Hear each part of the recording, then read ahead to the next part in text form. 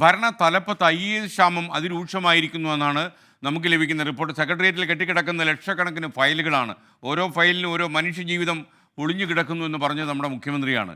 231 ഉദ്യോഗസ്ഥന്മാർ വേണ്ടെടുത്ത 126 പേർ മാത്രമേ ഇപ്പോഴുള്ളൂ എന്നാണ് പറയുന്നത്. പല ഉദ്യോഗസ്ഥരും ഇപ്പോൾ 5ഓളം വകുപ്പുകളാണ് ഒന്നിച്ച് കൈകാര്യം ചെയ്യുന്നത്. സലീം മാലിക് ചേരുന്നു വിവരങ്ങളുമായി. Saleem, good morning. IAS ക്ഷാമമുണ്ട്, എന്താ ചെയ്യുക?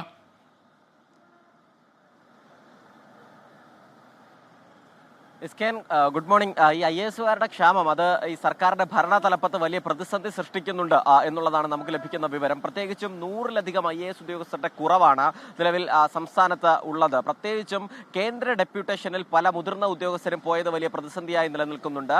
ഒപ്പം തന്നെ മറ്റ് സംസ്ഥാനങ്ങളിലെ തിരഞ്ഞെടുപ്പ് ചുമതലയ്ക്കായി മറ്റ് ചില IAS ഉദ്യോഗസ്ഥരും പോയിട്ടുണ്ട്.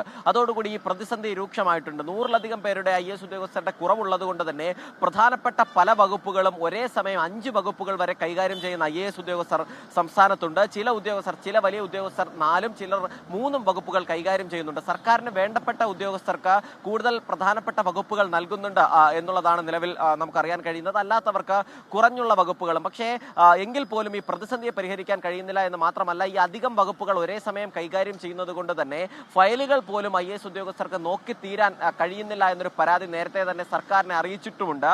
അങ്ങനെ പല ഉദ്യോഗസ്ഥരും ആ പരാതി പറഞ്ഞതിന്റെ കൂടി അടിസ്ഥാനത്തിൽ ചില ഉദ്യോഗസ്ഥരെ മൃഗസംരക്ഷണ വകുപ്പിൽ നിന്ന് മാത്രം മാറ്റി എ കൗശിക് IAS-ന് മൃഗസംരക്ഷണ വകുപ്പിന്റെ ചുമതലയിൽ നിന്ന് മാറ്റുന്ന സാഹചര്യം ഉണ്ടായിരുന്നു. മാത്രമല്ല, ഇതുമൂലം ഉണ്ടാകുന്ന പ്രധാനപ്പെട്ട പ്രതിസന്ധി അതത് വകുപ്പുകളിലെ ചർച്ചകൾക്കായി ഉദ്യോഗസ്ഥരെ വിളിക്കുമ്പോൾ പല വകുപ്പുകളും ഒരേ സമയം കൈകാര്യം ചെയ്യുന്നത് കൊണ്ട് തന്നെ മന്ത്രിമാർ വിളിക്കുന്ന ചില യോഗങ്ങളിൽ പോലും IAS ഉദ്യോഗസ്ഥർക്ക് പോകാൻ കഴിയുന്നില്ല എന്നുള്ളതാണ്. അതുകൊണ്ട് ഈ IAS തലപ്പത്തുള്ള നിയമനം മാത്രമല്ല, അതിനപ്പുറത്തേക്ക് പ്രധാനപ്പെട്ട വകുപ്പുകളിലേക്ക് KAS ഉദ്യോഗസ്ഥരെ കൂടി നിയമിക്കണം എന്നൊരാവശ്യം ഉയർന്നു വന്നിട്ടുണ്ട്. KAS ഉദ്യോഗസ്ഥരുടെ പരാതി തങ്ങളെ വളരെ അപ്രധാനമായ തസ്തികകളിൽ മാത്രമാണ് നിയമിച്ചിരിക്കുന്നത്. ഈ IAS തലപ്പത്തെ പ്രതിസന്ധി പരിഹരിക്കാൻ തങ്ങളെ കൂടി ഉപയോഗപ്പെടുത്തണം എന്നൊരാവശ്യം ഉന്നയിച്ചിട്ടുണ്ട്. അത് സംബന്ധിച്ച് ചീഫ് സെക്രട്ടറിക്ക് ഉൾപ്പെടെ ഇവർ പരാതിയും നൽകിയിട്ടുണ്ട്. നിലവിൽ 106 KAS ഉദ്യോഗസ്ഥരാണ് സംസ്ഥാനത്താകെയുള്ളത്. പ്രധാനപ്പെട്ട വകുപ്പുകൾ അല്ലെങ്കിൽ പോലും ഈ സാധാരണ IAS ഉദ്യോഗസ്ഥരുടെ പ്രതിസന്ധി നേരിടുന്ന വകുപ്പുകളിലെങ്കിലും തങ്ങളെ നിയോഗിക്കണം എന്നൊരു